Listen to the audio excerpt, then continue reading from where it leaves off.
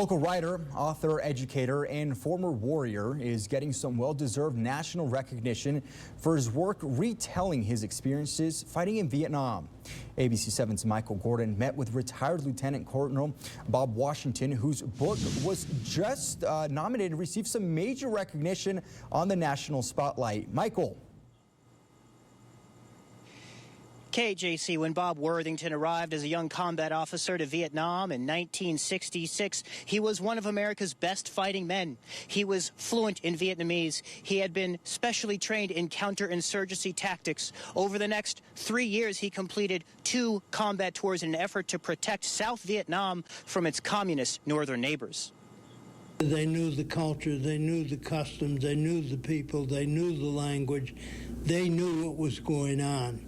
They didn't want to die any more than I did, so I was much safer with them than a U.S. unit. Worthington helped oversee several ARVN units on special combat missions, fighting alongside the South Vietnamese and also taking the time to meet their families as well. One little girl, about 2-3 years old, became very attracted to me, and so when I go to the family, she'd climb up in my lap. I was thinking that I would do whatever I could to make the future for her safe. That included flying low-level helicopter missions to seek and destroy enemy positions and rockets near the Cambodian border. The field clearing is full of underground bunkers, and I said, blow them up. Worthington writes about flying in extra close to destroy the enemy with his M79 grenade launcher. It blew up, secondary explosion immediately, blew up the rockets.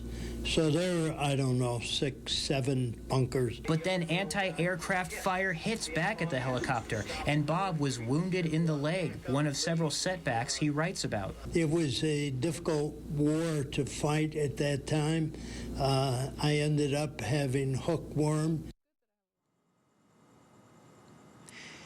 Now, amazingly, Bob was also a combat photographer. The images you saw there of the fighting and the villages, those he shot himself with his own camera while he was out in the field. Important to note that the book Bob is being recognized for is just one of a trio of books he's currently working to get out to the public as he continues to share his experiences from that conflict. Michael Gordon reporting live, ABC 7.